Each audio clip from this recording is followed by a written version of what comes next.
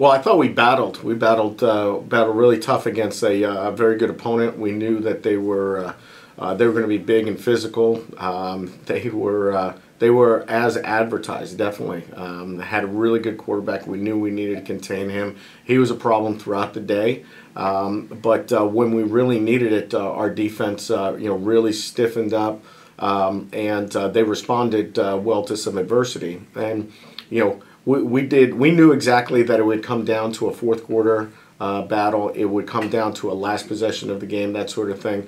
And our guys, our guys fought through it all the way through the end. We knew it would come down to a last possession, and the team that made the fewer mistakes would win. So I was proud about how our guys battled, how they handled adversity, how that we got down, then we answered the challenge. We had a couple things go wrong throughout the course of the game, but they never wavered.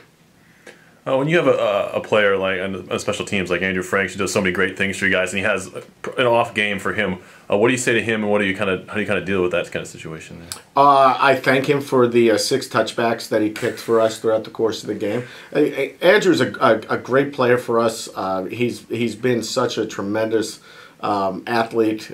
He's won so many games for us. He's had so many clutch kicks for us as well that the game should not come down to a kick. It should not have come down to a kick in the end. But he's a tremendous competitor, and like I said, you can't fault him. You're not going to point fingers at anyone. And like I said, he's always been a great player for us. So I mean, I shouldn't even answer that question. Looking ahead now to this weekend, Castleton State, what do you see out of this team a little different than you played in the past? Well, you look at timing. It's their second game of the year. They're coming off of a bye week. They have scheduled us for homecoming this week, so their second game of the year. They're a dangerous team. They've got a really good quarterback, really good running back, wide receiver who's dynamic. They have a huge offensive line. I would say probably as big, maybe even bigger than what we faced in Alfred State. Defensively, they run to the football. They are an 11-man swarming unit, and it's going to take a great team effort. So what we wanted to do this week was to focus on ourselves and fix the issues that we may have had during the Alfred game, and not let anything linger, not let anything get a little bit worse. So this week has been a really good week of practice. Our guys have really bought into that, and I thought we saw some improvements on both sides of the ball.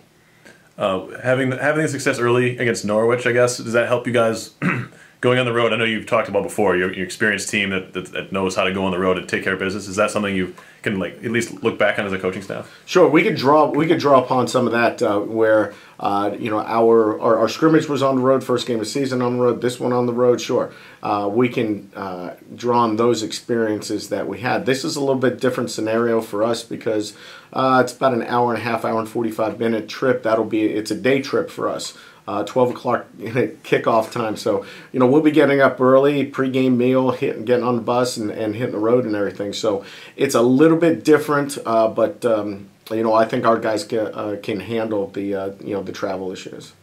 Now, looking at this team through 2 games, are there things that have come up that you didn't see before the season started that you these do really well or need to improve upon? Well, one of the things, and I know that Bob Conway has alluded to. He told me about this about his broadcast, was that he was surprised to see how many guys were carrying the football, touching the football on offense. Whether it's running or receiving, and that was one of the things that we thought during preseason that we had a bunch of guys that could contribute, and you see us rolling in a lot of guys. Matter of fact, on both sides of the football, and getting huge contributions from them. And we just play a numbers game. Hey, if there's going to be 80 snaps and you have 4 guys to distribute 80 snaps, they're getting 20 snaps apiece. I guarantee we're going to get the best 20 snaps out of those guys. So it's a matter of our guys getting up to speed, having enough depth at those positions that we can trust them when we put them in the game.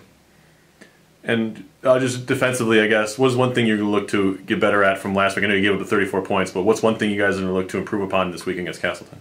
Well, we need to stop the run. We need to stop the run. We need to force them into off schedule situations on defense. So we need to have them play behind the sticks and really force them into a one-dimensional game. We think if we can do that, then our secondary can take over and also our pass rush. So stopping the run, that was a huge thing. We wanted to limit big plays, the big play potential.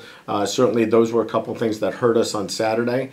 But the thing that I thought from our guys is they were resilient. We may have given up a big play, but we came back the next series, either forced a turnover or we forced them into a punt on a 3-and-out. So our guys just they just kept grinding, just kept playing.